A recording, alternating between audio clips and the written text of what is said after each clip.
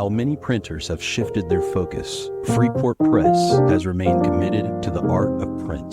For companies that need a printing partner for magazines, look no further than Freeport Press. We offer the capabilities a customer would expect from a national printer while offering the level of customer service clients expect from a family-owned business. Freeport Press. We do print, and we do it well.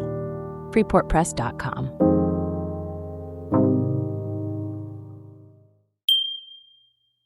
So we really thought that was a space in which we couldn't really compete or offer anything new. So we decided to embark on more of a kind of slow journalism route as opposed to anything newsy. In doing so, we think that we can target a pretty broad demographic, owing to the fact that the fetishists will still find something interesting in what we're saying.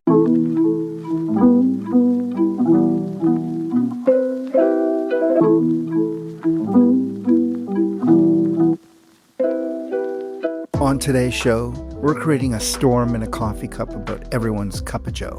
We're spilling the beans about your morning brew. You're going to hear a lot of puns about your cuppa, your high-octane dirt, your jitter juice, your elixir, and by the time we're done with you, you will have both woken up and smelled the coffee. Luke Adams is the editor-in-chief of Standart, a magazine about a bean that was first cultivated in Ethiopia in the 9th century and within a few hundred years had many of us hooked. It is a subject obviously and extravagantly rich in history, lore, and possibility.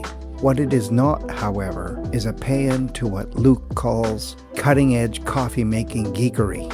Rather, Standart is about growers and roasters. It is about cafes and third spaces. It is about culture.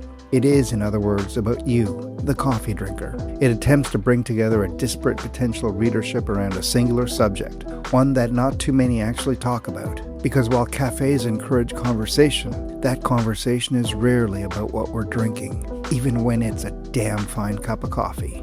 My name is Arjun Basu, and this is a fully caffeinated episode of The Full Bleed. A programming note. To make our lives, and yours, simpler, we've combined all of our shows into one channel under the Magazium brand. So if you've been having a hard time finding The Full Bleed, just search and subscribe to the Magazium channel on all of your favorite podcast platforms. So before we get to the magazine, what's your story? How did you get here? Where do I start? I'll start maybe post-university because that's the first thing that's relevant. So I studied English at uni, and after almost failing it in secondary school, and I'm not really sure why I wanted to study English after that, but I did, maybe for the challenge. And my passion as far as print goes is really for obscure travel writing from between the wars, late Victorian poetry before they were afraid to conform to meter and rhyme schemes, and English comic writing, novels about village life involving spinsters and vicars and their goings-on, and that sort of thing. In terms of print, I'm really somebody whose tastes were formed by studying English at uni for so many years. After uni, I took a job consulting on educational pathways in Moscow, Russia, of all places, in order to brush up my Russian ahead of a PhD that I wanted to embark on that was going to be comparative English-Russian literature, and was abruptly sent back to the UK when the Russian ruble crashed overnight following their annexation of Crimea in 2014. So that was a very abrupt exit. And then I was working very part-time in a coffee shop to try to wash the taste of having to work in this consulting gig in London out of my mouth, because I absolutely hated it. I was living in Oxford, but commuting to London 3 days a week, which is pretty hellish, particularly in the winter. And one day when I was sweeping the floor or something in the coffee shop, I received a copy of, I think, issue 1 or perhaps issue 2 of Standart, and I believe unsolicited. And I had a look at it and loved it straight away. The art direction, the concept, and the print quality were certainly nothing like we'd seen in the coffee industry at that point.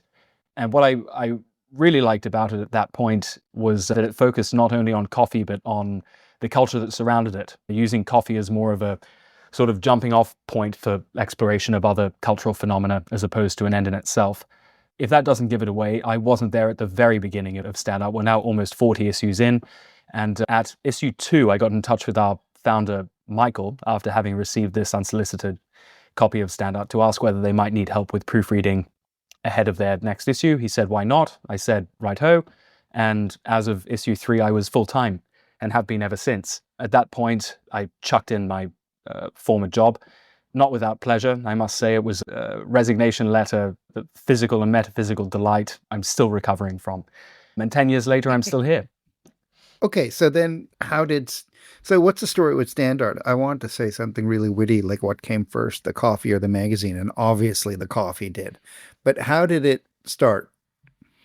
The idea, which was not mine, as I say, but our founder's idea, was to produce a high-quality independent print magazine to celebrate the culture of specialty coffee, which at that stage in his part of the world, which was Central Europe, was burgeoning very quickly.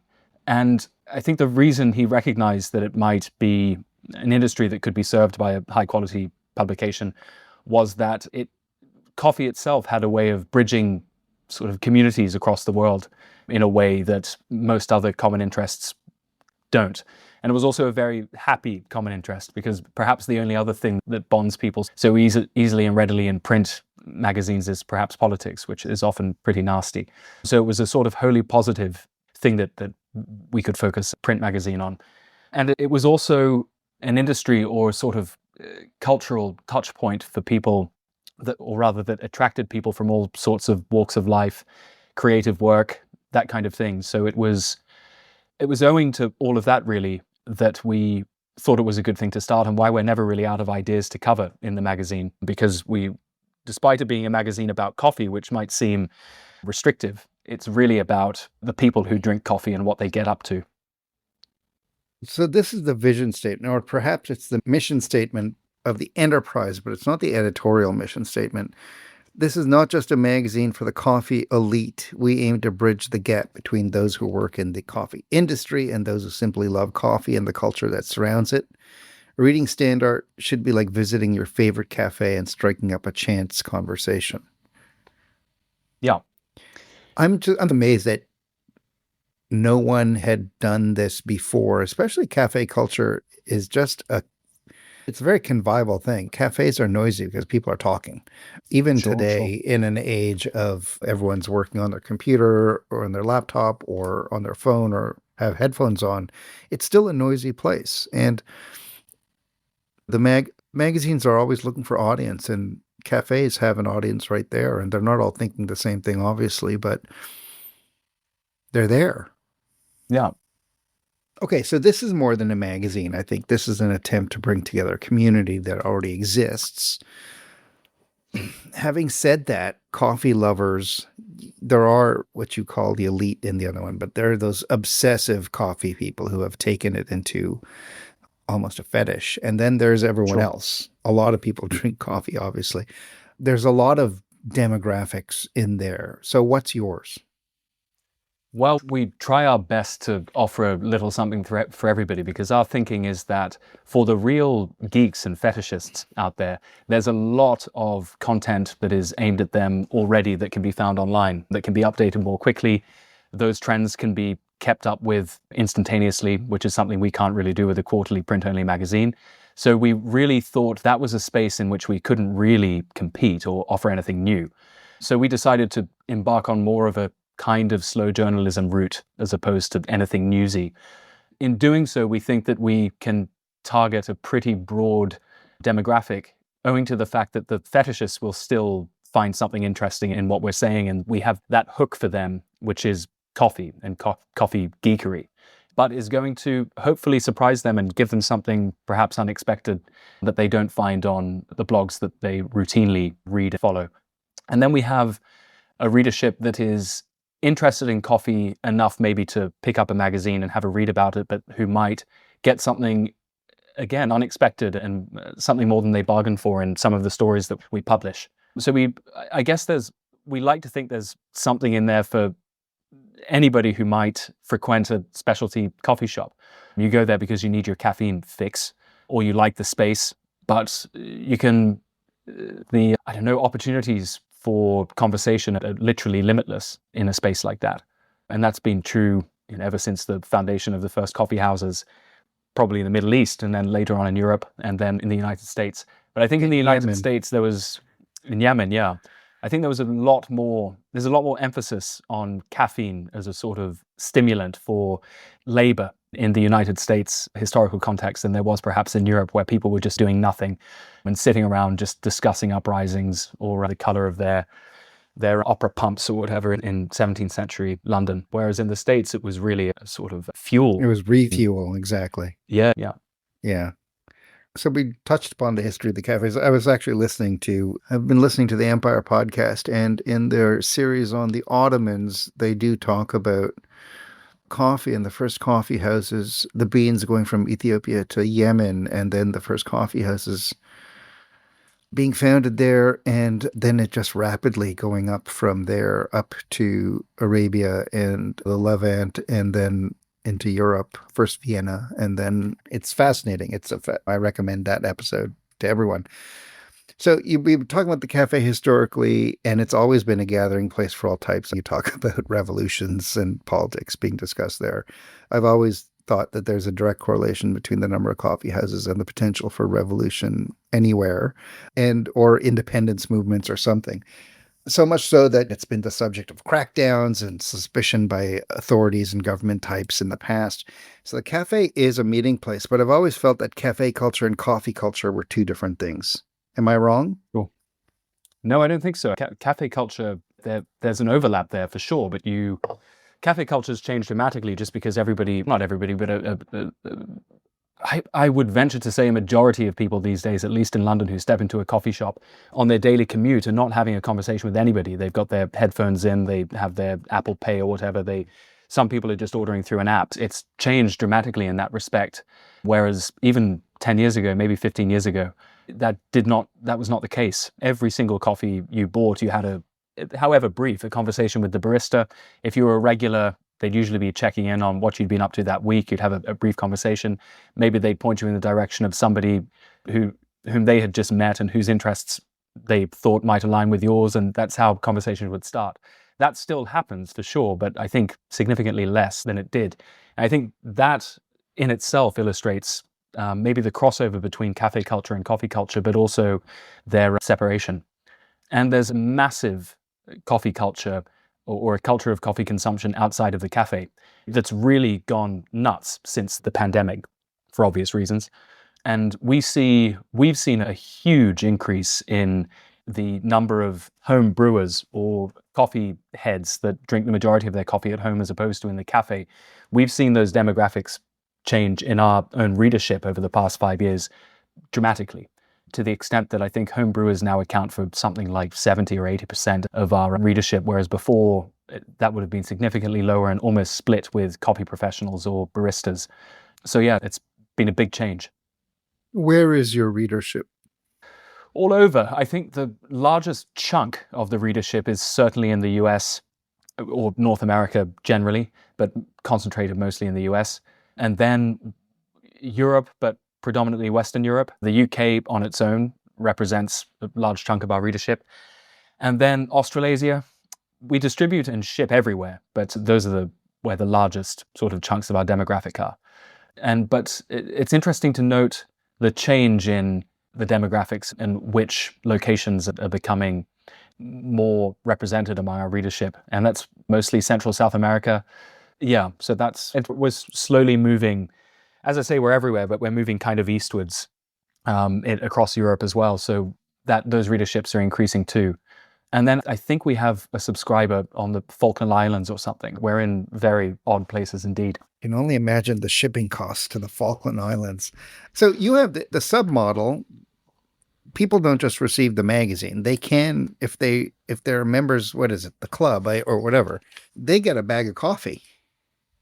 Yeah, that was, again, I wish I could say that had been my idea, but it wasn't. It was, again, our founder's idea. And I think it's a sort of a win on all sides of this arrangement because we don't charge anything for that placement. So it's really an opportunity for a coffee roaster to advertise some of their coffee. And the fact that we have quite a large readership, it's often the case that they will choose a really banging coffee. So it's good for our subscribers. They get some really interesting coffee that they might not encounter in their local, even specialty coffee shop. So an odd variety or a weird process or something that's even maybe more expensive per pound than what they're used to drinking. So it's good for them. And it's good for us because it keeps our readers hooked on a drug as opposed to just a magazine. So it's always good to have a captive audience. And I noticed the advertising in the magazine is really for, high-end stuff. Like, Sure. in the last issue, the grinder, the $900 manual grinder. Selling ads is never easy, but how many people you're really the only game in town. So how many people come to you? Do the roasters come to you to be included, or do you seek them out after you've had a good cup? How does that work? I think in the case of the roasters that provide the coffee sample to subscribers, usually we're approached, or it comes about organically. We might know somebody who we have a conversation at a coffee trade show or an expo or something, and it arises very naturally and organically.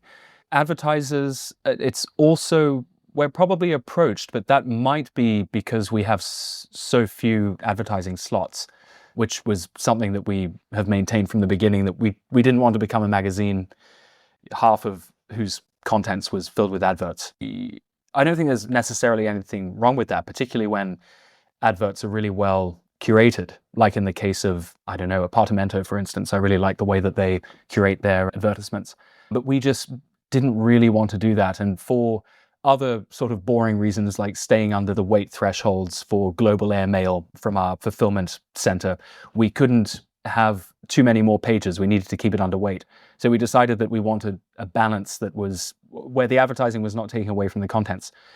To go back to your question, I think we're approached more often than we approach advertisers, possibly for that reason. And and you also mentioned the fact that we're the only game in town. I think we're probably, and I don't want to overlook anybody unduly, but I think we're probably the only consumer kind of focused coffee magazine.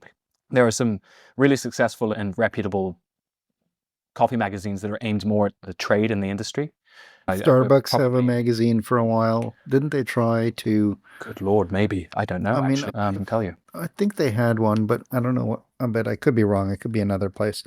So the magazine, I'm interested in how it comes together because it is, like you said earlier, the lens is coffee, but it's the world, really, and it feels like an intersection of science and culture in many ways, even hospitality. Does that sound right? So if that sounds right, how does an issue actually come together to make it feel cohesive? I think it used to be random and slapdash, and really I needed to just make the call as to what kind of intuitively felt right as contents that would work together. But for the past, say, 5 or 6 years, we've concentrated each issue around a central theme, but it's for internal use only, more or less. So we have a theme that we use internally to guide the way that we seek out contents and maybe decide what article is going to fit in which issue and whether we should push an article back to an issue where it might align more completely with the other contents in line with that theme that we've chosen.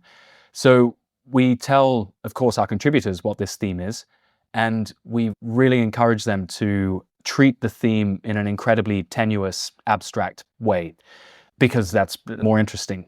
Because so that's what sort of holds all of the contents together and provides a bit of glue so that the reading experience to at least some extent feels more cohesive than it might otherwise without a sort of unifying theme. So that's one of the ways that we decide which content is going to fit together to form a cohesive whole.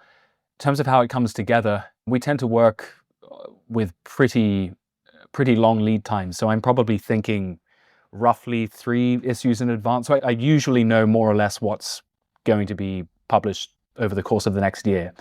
So it's pretty rare that we're floundering about trying to make our deadline or going too crazy in that way. Of course, sometimes it happens, but we tend to plan ahead and try to plan those themes at least a year in advance so that we can plan some of the more complicated, logistically speaking, pieces which involve traveling to coffee producing countries and hiring armed drivers and that sort of thing to keep our photographers and our contributors safe. So a lot of it requires a lot of planning.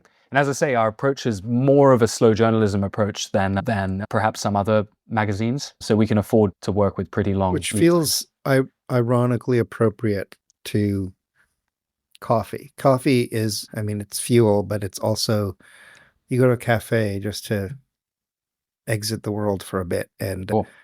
while you're fueling, and so that's sort of part of my next question, because coffee is it's an interesting item or product. I mean, because it's both, and I feel like Standart and the industry, it mirrors it, because coffee is both this artisanal thing grown by individuals, picked by hand, but it's also a world of Starbucks and Costa, these massive brands. So there's this mass market that exists as well. And then the coffee makers like the Sankas and the Folgers of the world, if you want to, if you want to call them real coffee. But then you have the independent cafes, you have the places that we're picturing in our heads as we're talking right now, the local roasters. I live in a city that has such a strong cafe culture that it was like the last city in North America that Starbucks came to, because they really didn't want to come in like this giant behemoth, and Sure. they want to understand it. It's actually, they don't even call them Starbucks coffee here. They call them Cafe Starbucks. It's a very different Starbucks market here. Wow. They have the independent cafes. You have the rise of the local roasters. Every city worth its grain of salt has quite a few roasters now. So the coffee business itself has a lot of indie in it. But in a chain cafe, you can feel the indie influence because even at Starbucks, you can choose. It pushes terroir, which you don't get like at a McDonald's. Like at McDonald's, you don't care about the provenance of the food. If you're eating there, they don't assume you have an opinion about your burger or about the quality of the meat or that you're even an expert. But coffee is this big business, but at the same time. So how does Standart approach the more mass aspect of it? It's a good question. I think, how do we do that? We try not to ignore it. Sure. So we try not to, we used to call ourselves Specialty Coffee Magazine, and we did away with that a few years ago because there were stories that we wanted to tell where specialty coffee was not accessible, for instance. So we really had to go back and say, no, coffee culture is enough of a niche for us to be operating within. So we do look at coffee practices, coffee culture, coffee consumption outside of strictly specialty coffee, but mostly in places where specialty coffee is not a huge part of the market or accessible at all, particularly in producing countries. And that looked like something that was something that we really wanted not to overlook. We wanted to try to be as diverse and global in our reach as possible. And also, it's much more interesting to cover coffee consumption practices in countries that we're not used to seeing on film or when we travel in Europe or North America. So that was a way that we at least treated mass or non-specialty coffee in a way that we didn't in the beginning. And I think it was a good move. We address some other aspects of the mass market coffee industry, mostly looking at how unsustainable it is. I guess that's one of the sort of themes that we don't even need to concentrate on including in the magazine because you can't escape it, you can't avoid it. Even the specialty coffee is even in danger of some unsustainable practices.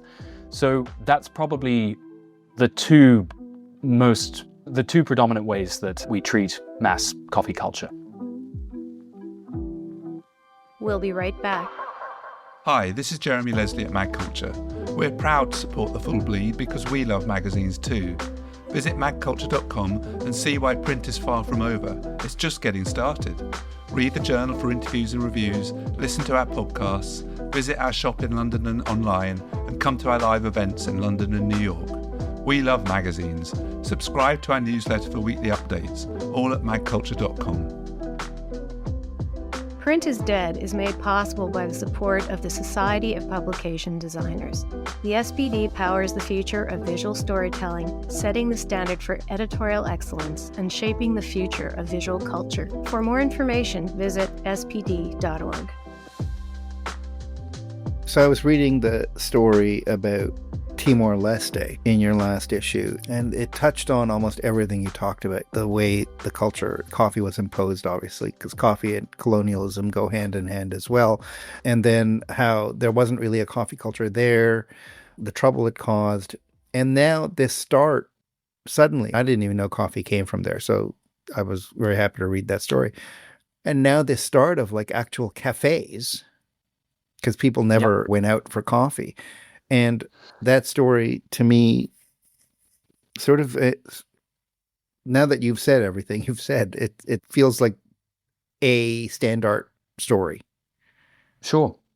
So That's like the goal. yeah. So when you send someone out, when you send a writer out to a place or they come to you with a pitch, like how do you mold that then into the Standart story? Because there's two ways of going. That can become a very travel and leisure story and say, oh, here's the beauty. And that's not what this is, obviously. And it could become a business story, but it's a cultural story, really, more than anything. Sure. I think one of the ways in which I try to edit a piece or bring it in line with what we like to publish in Standart is to focus on differentiating the differentiating details of the story as opposed to the common ones. And what I mean by that is, to me, it's boring to go to a city or a country and talk about the sort of commonalities it shares with other cities and other countries and other cultures. To ignore that and get to the real differentiating factors of a place, because that's more interesting and it will teach us more about the story that we're covering. So sometimes it's as simple as that, to focus on the differentiating detail as opposed to something that makes a place similar to somewhere else. The other thing I like to tell writers is to, in every story, ideally, there's at least one, ideally a few little snippets of information that are unexpected and interesting enough that the reader of that article will want to go to the pub or whatever later and share that little snippet or factoid with their friends, regardless of their interest in coffee. So that usually works to introduce those sort of sparkling details that really bring a piece to life. And most of the time in my first pass of editing, when I receive a draft, it's mostly me asking for more detail, almost always. Before I start trimming stuff, it's really trying to get that richness of detail there and including as much of it as possible. So every article has a real kind of texture. And yeah, I guess that's more or less how I operate. We're very lucky to work with writers who don't always need too much direction in these respects. And the other thing I guess I was worried about, because you've been around for a long time and we'll get to your 10 years, but there's a part of coffee culture that feels like a lot of math and measurement and science, this sort of obsessiveness to it. And it makes it very easy to parody almost. You have these, and they're almost always guys who just with the scale at home and measuring it. It's almost become a marker in a kind of movie where you have if a guy is in his kitchen weighing his coffee, he's a certain kind of person. Sure. And I get it, though. There's something about a great cup of coffee.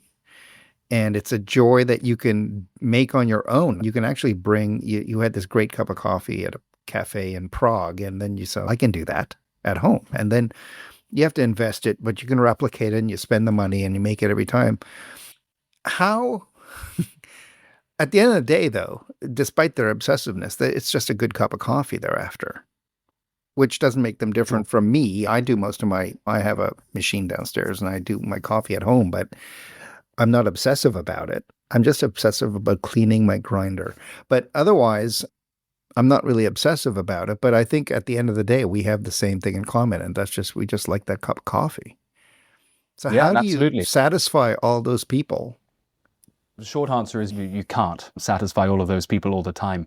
I think we come down on this question, we come down on the side of trying to cater towards a more accessible point of view than an exclusive one. But that's not to say that we don't include this sort of geeky stuff for people who want to learn. We just try to make even that geeky stuff approachable and accessible. And sometimes we have wonderful contributors who are at the cutting edge of sort of coffee making geekery. And I always ask them to introduce maybe a note of humor or sort of irreverence about what it is they're looking into, so that it doesn't seem exclusive or something that not everybody can do. Because as you say, if I put 15 grams of coffee into my coffee maker or whatever, as opposed to 15.6, and I put 255 grams of water as opposed to 260 as the recipe calls for, if I've got good coffee, my coffee's still going to taste great. So I tend not to be too exclusive about it. Also, I'm incredibly lazy, so I haven't changed the setting on my grinder for about 5 years and won't until it starts to taste utterly awful. I won't touch it. And I don't have that sort of patience in the morning or at any other time for that matter. Cutting edge coffee making geekery. I'm, it's just a great group of words put together. I hope I don't get into So, trouble for that. no, I Some think of it was the fabulous. And I did some of the things about your magazine surprised me because it is, like you say, it's about everything. And then in the latest issue, you have a whole thing about bathrooms. You have a thing about, or loos, as you would call them. You have this demand for hygiene, like why does the back of the coffee house look that way? There's a photo essay about these spaces. I wasn't quite expecting that. And I think it made me think of the title of your magazine in a different way. And like you're standing up for a culture, there's an artistic component to it that you had maintained. It was like a demand almost, like we can do better. Sure. How did Yeah. that come about? It was just crazy to see. We had a photo essay many years ago that was entirely celebratory with regards to the loos, or as my grandmother would insist, lavatories of different coffee places across the world. And we thought that we wanted to try to do that again, given that then our design was not quite. Looking back, you always feel this way, but we felt like we'd improved so much in terms of our art direction, photography. Our network of photographers was much better than it was when we first published that photo essay, that we wanted to recreate it, but we also wanted to do something a little bit new. And we thought it could be fun to juxtapose the sort of front of house and back of house of a coffee shop and focus on those overlooked areas as a sort of rallying cry for our industry colleagues to make sure everything is presentable all the time. And I think that the UK is a special case in having absolutely revolting toilets in every public establishment. So it's not necessarily out of keeping or that shocking, but we just wanted to have some fun. And we thought at first of juxtaposing both those images with the price of a flat white, and just thought, okay, if you're going to be charging £4.50 or something for a flat white, better have a clean bathroom for your customers to use. So it was slightly naughty, maybe, that photo essay, but we like to throw that sort of stuff in every so often. I actually loved it. It was naughty. You have to always be reminded of the end result of drinking coffee, and that is a trip to the lavatory. Sure. For sure. So 10 years, you guys have been around for 10 years, which is incredible. And you celebrated it by publishing a lovely book. And you can tell halfway through, or maybe not even halfway through, but the look just changes. Sure. And it became really a stunning, it was much more visually driven, let's just say. It just happened. And I'm wondering what happened around that time. First of all, congratulations for 10 years. But, you know, Very what much. happened to change the look so much at that point? We thought about the concept for that book a fair bit, because we knew for a relatively long time that we wanted to do something to mark the 10-year anniversary. And we'd thought about a sort of just a selection of the past 10 years of our best essays and that sort of thing. But that felt a little bit lazy. It's just reusing old content, and we wanted to introduce a kind of fresh angle or make it special in its own right. So the first thing we decided to do was to reprint a selection of those articles, but to ask, from published over the course of 10 years, but to ask the authors to reflect now on that piece that they wrote maybe 7, 8, 9 years ago, whether they changed their opinions about anything they'd written, whether they couldn't possibly face reading their own writing of 10 years ago, that kind of thing. So that was one way in which we thought we could celebrate the past at the same time as offering a kind of reflection on from the present. And then the book is separated into 3 parts. The first part was the one I just described, which was a selection of essays published over the course of 10 years with author commentary from the present day. The second section was it was an attempt to reflect visually, as best we could, our sort of approach, to distill our editorial approach to Standart in a way that we thought represented how we feel about it. And that culminated in sending a single photographer around to various European cities. That's what happened. Okay. Yeah, going to various coffee shops, selecting what she thought was the best seat in the house, and then taking a seat and simply sitting there and zoning out and observing what was going on around her. So she was looking out from some coffee shops that offered advantage onto a junction or something. She was watching people cross the road, watching people walking to school, looking at strange outfits that people were wearing in presumably Paris, and that sort of thing. So it was about how a coffee shop, or just the moment of drinking a coffee, can really become an avenue by which you can explore everything else that's going on around you that's not actually about the coffee. So that was our kind of conceptual take on how to represent our editorial perspective over the past 10 years. And the third section was a selection of illustrations that had been published in the magazine over the first 10 years. Very well done. And it just made me wonder if there are more books or what the future holds for Standart. Where does it go from here? It continues to publish a magazine, I'm sure, but does it go any further? The magazine will certainly remain, at least the plan is, for it to remain our core product and our sort of flagship product. About four or 5 years ago, we started or launched a sort of online community that was open to subscribers. So we've gone digital in that sense. We don't publish any of the contents from the magazine online, but people can go online and discuss the contents or ask for brewing recipes or tips for coffee shops in whichever city they're going to be holidaying in. And that's been growing very steadily to the point where we need to start to think about how we can develop it even further and make it even more fun and try to offer even more value in that sphere. It started out as something that we thought was for sure going to be valuable as a way to help to connect our readers. But now we're thinking what else we can do in the digital sphere to offer even more value. One of the things might be online exclusive articles or sort of web workshops, maybe live interviews, which we haven't done before. All of our interviews are just transcribed and edited and printed. There are various things we're thinking about doing digitally while keeping the sort of focus of Standart itself on the print edition. And books, that's something that we've also thought about doing over the past couple of years. And one of the bonuses of putting together this 10-year anniversary book was to test how we would go about producing books for maybe other coffee brands or in partnership with coffee brands or other coffee companies, just to see what our capacity was like internally, whether we could manage it without too much stress or wanting to kill each other, which there was a little bit of that. But thankfully, we're a fully remote company. My colleagues were out of arm's reach a lot of the time, so that was lucky. Yeah, I think maybe some books, maybe some one-off book projects, because we love print and that really is what motivates all of us most. Some advancements to the digital side of things, and then maybe a few bits and pieces of merch, which we have some things under discussion at the moment, which could be fun. Collaborative things with people we've interviewed in the past, some artists that we've interviewed, some musicians and that sort of thing. That's what the future holds, but that could change at any time. So that's just a Does sort the of online preview of what we're community, thinking. is the online community from all over the place as well? Does it mirror your readership, and are those two one and the same, or are they actually different? Pretty well, because at the moment, the online community is only open to subscribers to the print magazine, so it's pretty much the same.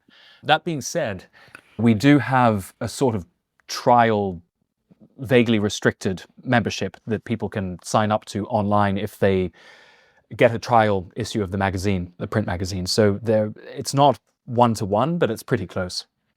Yeah, you have this community that you've created or that you found because it existed already, and you've given them an outlet as well to reach out and talk to each other. So you're in an admirable place as a business because you own the discourse the public discourse, let's just say, on a very broad and popular item. There's a lot of leverage, I think, that can come out of that. Yeah, let's hope I don't wake up one day feeling especially villainous and try to sort of exploit it in some way. But I should say I've been referring to this online community. My colleague, our marketing manager, will have my head if I don't, that we actually have our own app now. So it's now a standalone app, which is essentially the online community, but I'm supposed to refer to it as an app, I think. Okay. So it can be found on the App Store under Standart, so it's easy to find. Yeah, we're envious of the subreddit on coffee, because they have something like 3 million subscribers or whatever, and a very active community. But onwards and upwards, maybe we'll get there one day. Yeah, every community starts with Reddit and then it radiates out of there. Sure. Okay, so I always end the shows with asking my guests about 3 magazines or media that they love right now and would want to recommend.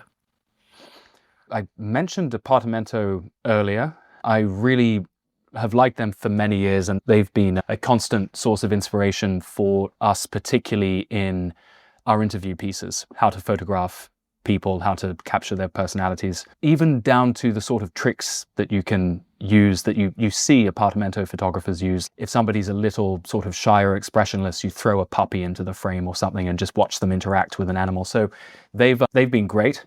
And I just love them for their execution of concept. It's such a simple concept, but they execute it incredibly well. I also like their approach to advertising, as I say. I like very much MacGuffin. I like them mostly for their obscure, tenuous, unexpected approaches to the themes that they select.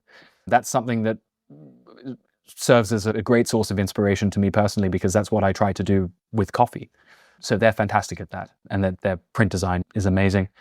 Graphic design is top-notch. The format of their magazine is chunky and huge and lovely, and it feels like a real treat. And the other one, I hope you won't mind my saying, is a side project of my own, called another print magazine called Valet, or I suppose in North America you'd say Valet. I won't say too much about it, except it's a literary magazine after my own taste, which may or may not be to anybody else's taste, vaguely about men's clothing. So yeah, I hope you'll let me get away with that one. Now I'm interested in it. Good job. This is audio only, so I can show you a copy without it being an egregious plug to your readers. But yeah, here it is here. So it's a little thick but small volume, because I like Penguin paperbacks and things that I can carry around with me on the tube. I will look it up for sure. It looks lovely. Thanks, Luke. This has been The Full Bleed, a podcast about the future of magazines and the magazines of the future. The Full Bleed is a production of Magazium LLC. This episode was produced by Patrick Mitchell. If you'd like to comment on the show, or just, start a conversation, send me an email at hello@magazium.co, or visit our website at magazium.co, where you can read transcripts of all of our interviews, along with portfolios, archival photos, links, and more. We've got a swag shop too. My name is Arjun Basu. Thanks very much for listening. Welcome to the future.